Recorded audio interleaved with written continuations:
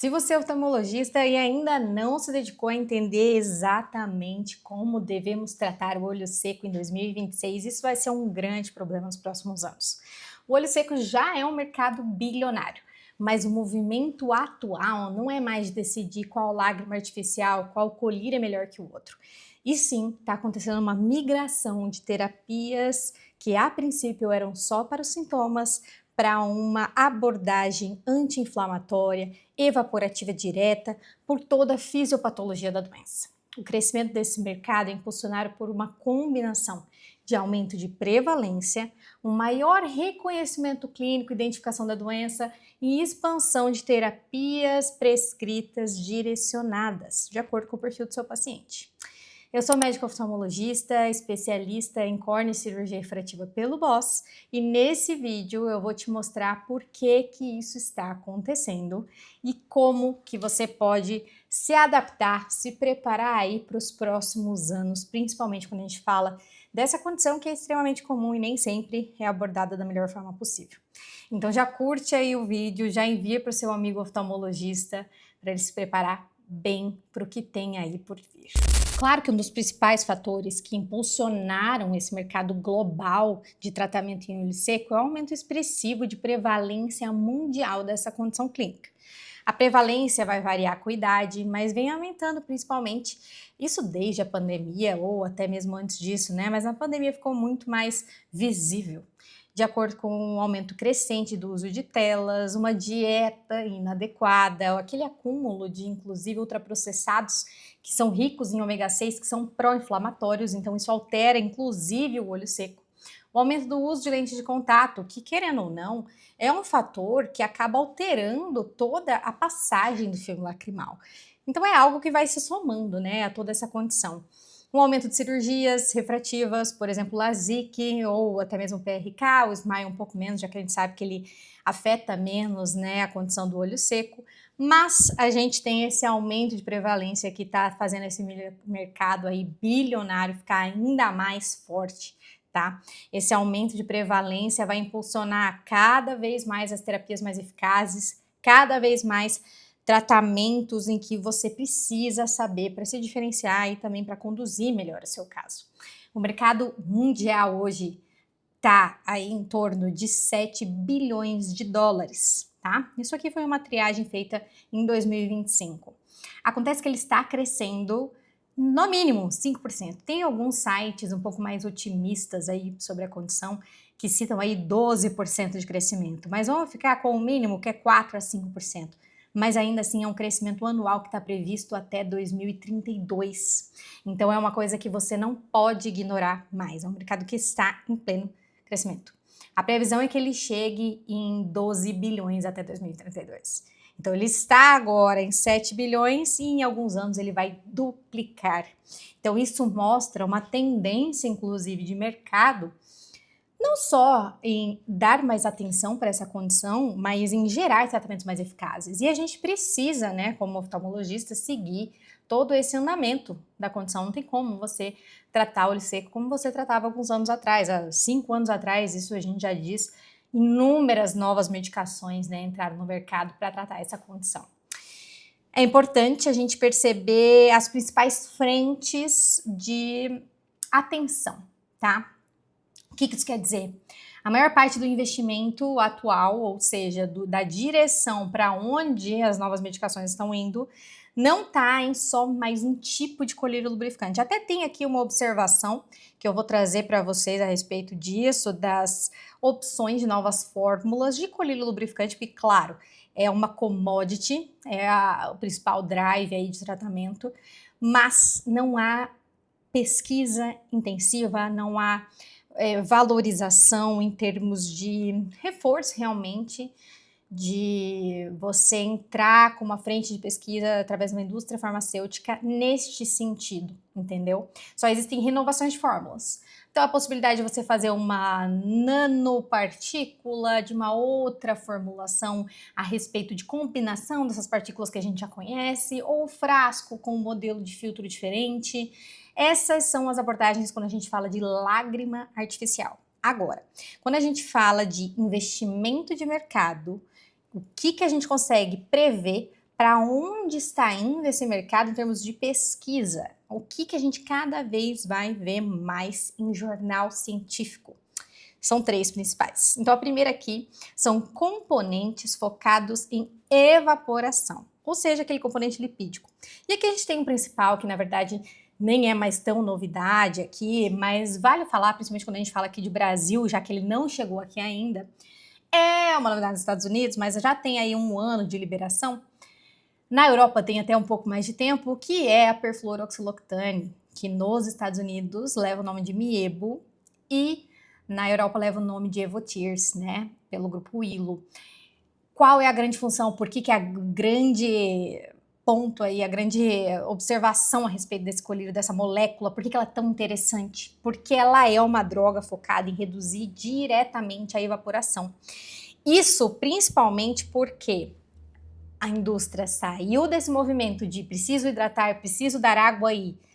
Peraí, será que a gente não pode refinar um pouco mais o nosso componente físico-químico de barreira da evaporação, já que a gente sabe que o componente evaporativo é o principal, né, o mais comum de olho seco? Pois é aí que veio o perfluoroxiloctane, e essa fórmula é muito interessante porque ela é 100% a perfluor, ela é sem conservantes, sem água, então ela pode sim ser utilizada em inúmeras aí, indicações em que tenha uma evaporação, e ela é única. Então, assim, geralmente quando a gente fala de olho seco evaporativo, a gente sempre pensa nos lipomiméticos, né?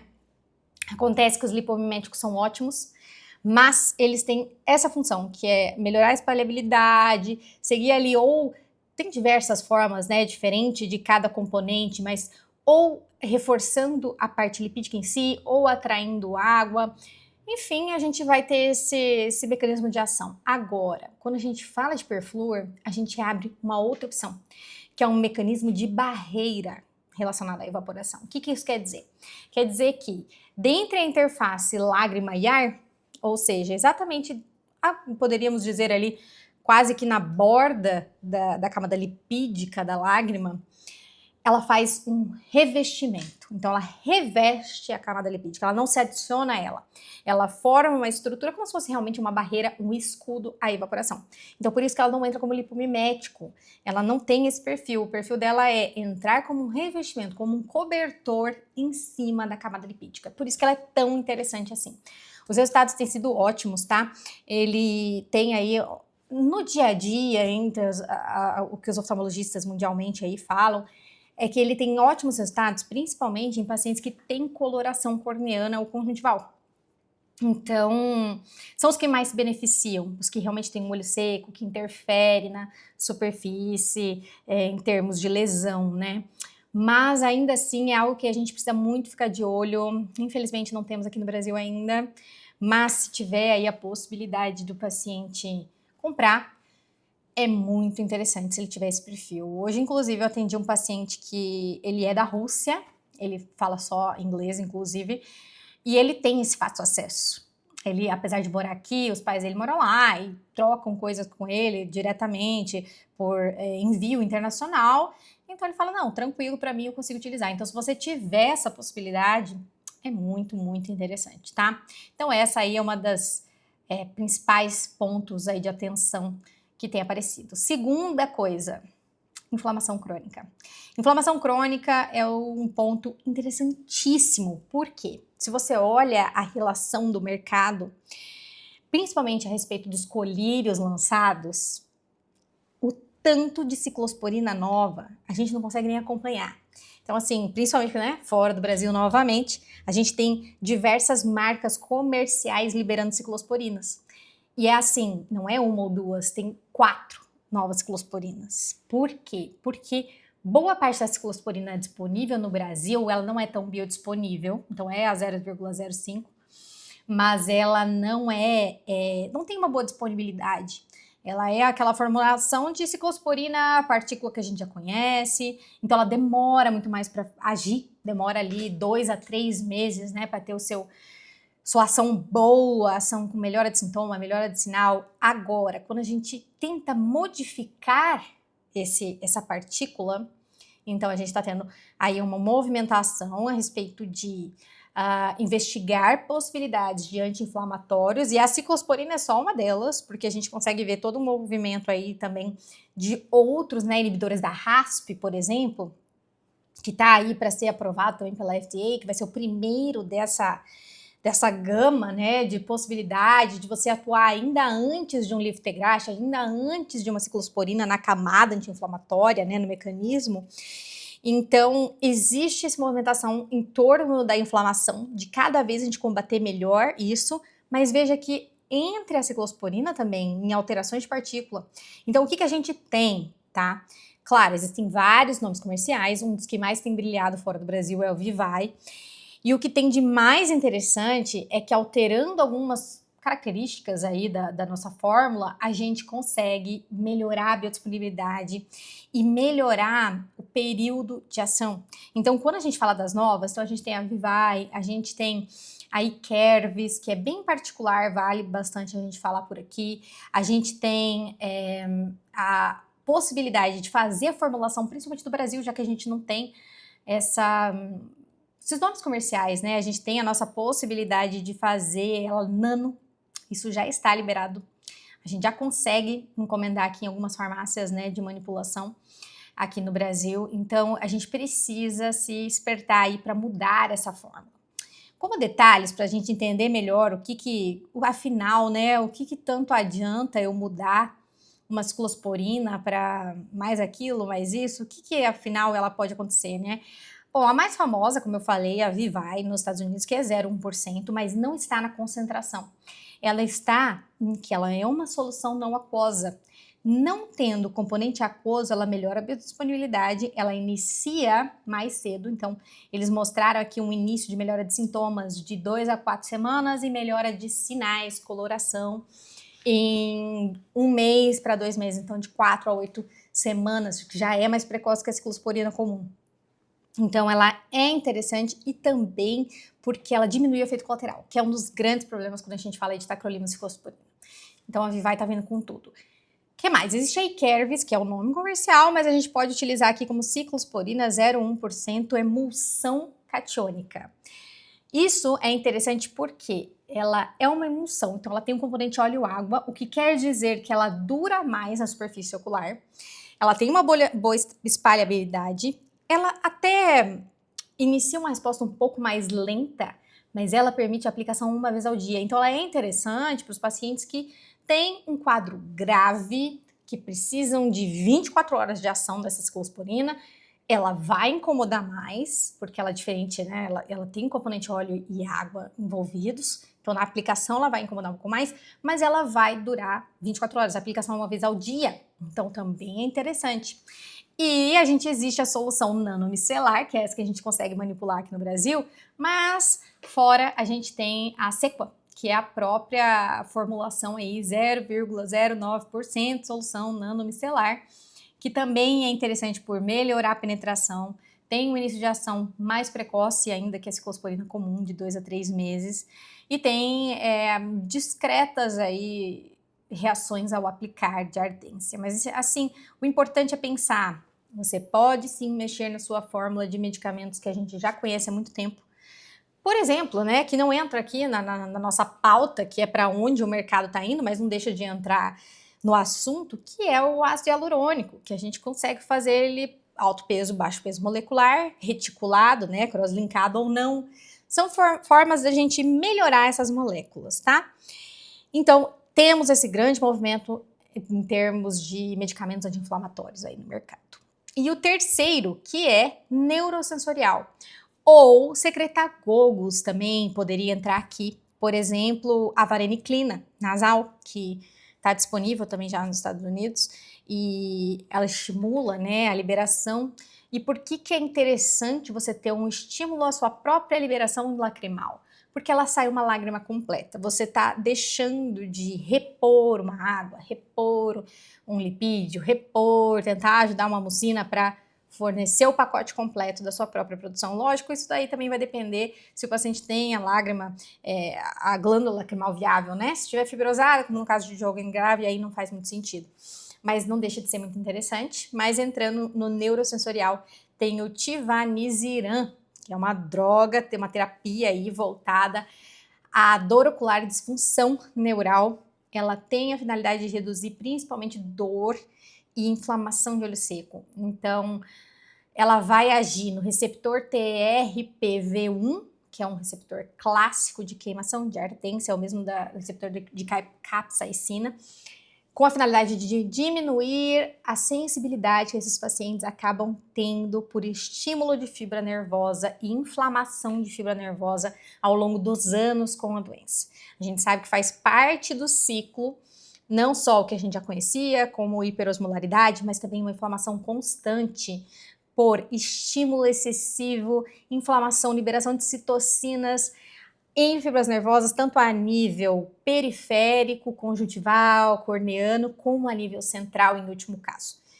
E isso leva, inclusive, à inflamação de glândula lacrimal por estímulo de produção e a cada tentativa de correção de hiperosmolaridade pela glândula.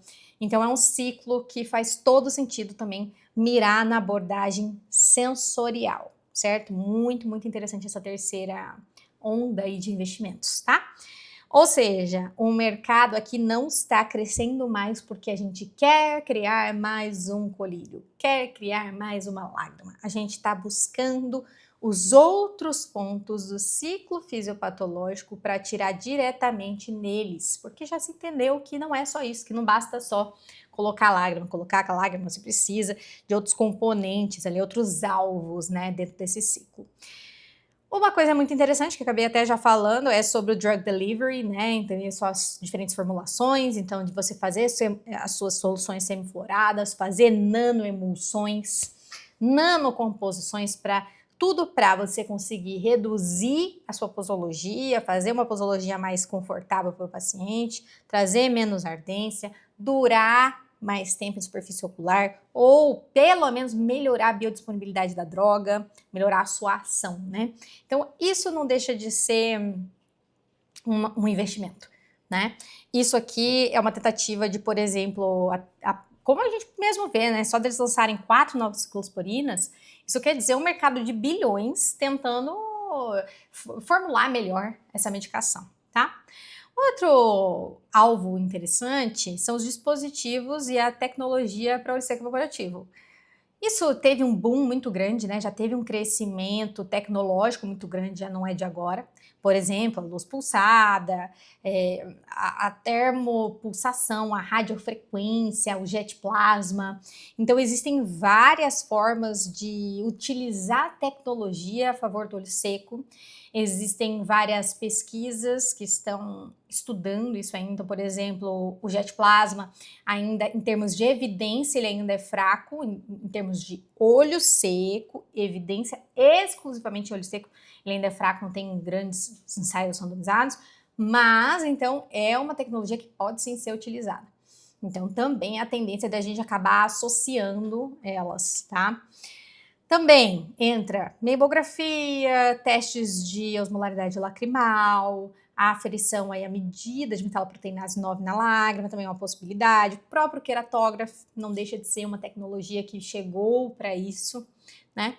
E aqui também a gente consegue colocar um 4 item, que é lubrificante, não como grande novidade, mas como alvo do mercado, já que é justamente o que a gente mais vende, o que as farmacêuticas mais vendem, mas é uma commodity, né? É uma commodity, então existe a tentativa de você melhorar as fórmulas e até citaram, por exemplo, o Nanodropper, que era inicialmente o nome da marca, agora eles até mudaram o nome da marca. Então ela é um artifício que a gente tem, né? Uma ponteira para colocar em colírios.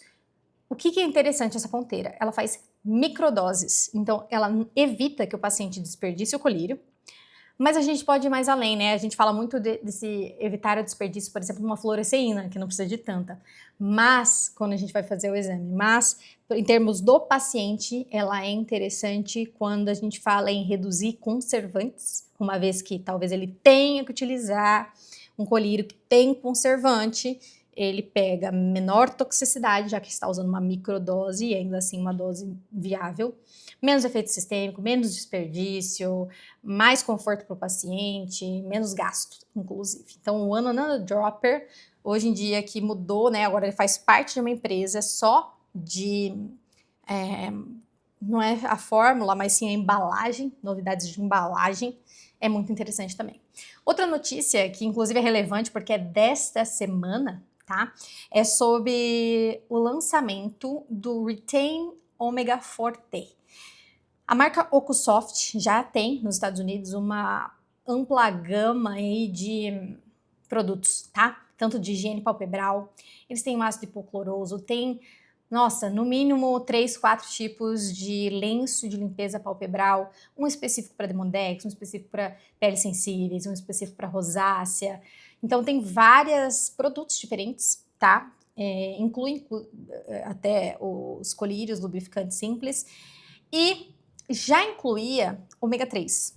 Porém, agora eles lançaram essa semana um suplemento de ômega 3, só que altamente purificado e formulado principalmente para pacientes de olho seco com uma alta dose de EPA. Então a gente sabe que dentro do ômega 3, o principal componente que é anti-inflamatório e interessante quando a gente fala de olho seco é o EPA e não o DHA.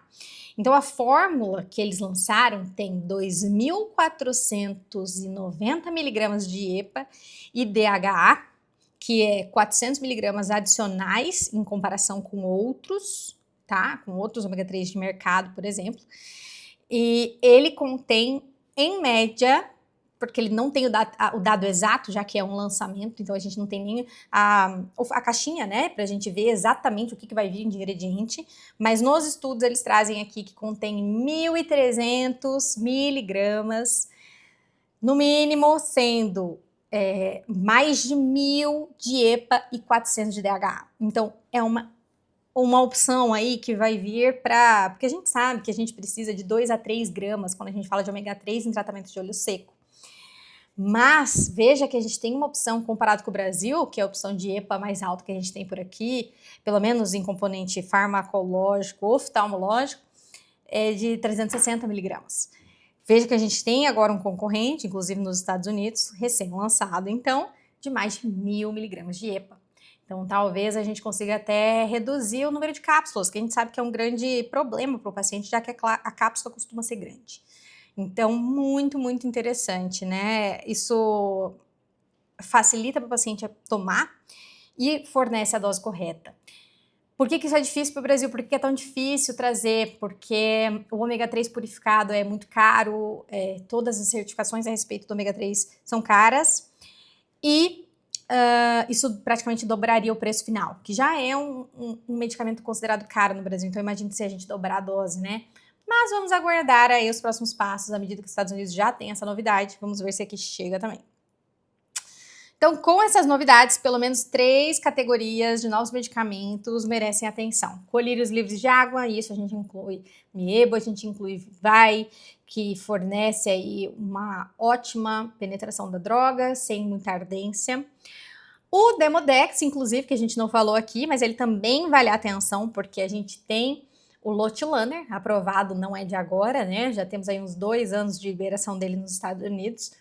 Ele é uma excelente droga para o tratamento do Demodex. E também a vareniclina, como a gente falou, secretagogo, nasal, e o Acoltremon, né? Que está prestes aí a começar a circular. Já começou até nos congressos, já tem nos Estados Unidos, que é o Triptyr, que é excelente. Ele foge aí dos mecanismos tradicionais de tratamento de inflamação e ele age de uma forma a passar um pente fino na inflamação ocular, certo? Fiz esse punhado aí de novidades em olho seco e por que a gente precisa prestar atenção nisso. É um mercado bilionário, como eu falei, não só isso. Quando a gente vê que as pesquisas estão se direcionando para isso, os lançamentos se direcionam para isso, fica impossível você não atualizar a sua prática. Senão, você fica para trás, literalmente, né? Tanto em profissionalismo, como no atendimento do próprio paciente, como você mesmo, né? A gente acaba se sentindo impotente de não saber essas novidades. Por que todo mundo sabe e eu não sei? O que está acontecendo? Você acaba se perdendo na correria, se perdendo realmente na atualização, porque a gente sabe que tem diversas atualizações pipocando por aí, todo dia tem uma nova, então realmente a gente precisa prestar atenção nisso aqui, certo? Espero que vocês tenham gostado desse vídeo. Vamos fazer mais análises, tanto de mercado como para onde as pesquisas estão se direcionando, os novos lançamentos de medicações. Então, se você não quer perder, segue aqui o canal. Até mais!